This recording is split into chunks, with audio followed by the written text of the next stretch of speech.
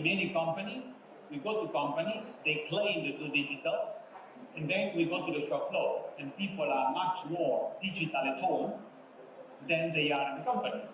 You go to the shop floor, people are still with the reams of paper and they're doing things manual, crunching data not available. Many companies, again, using digital paradox, they are going to shiny toys, they are embracing artificial intelligence before they embrace elimination of paper from the shop floor or from the office, for example. The number of people involved in digital is very, very small. Digitization is for us much more than the technical things. Yeah? For us, it's a transformation and the change management of how you're going to integrate digital tools in your daily routine. When you look at operational excellence, it's pretty much the same, isn't it?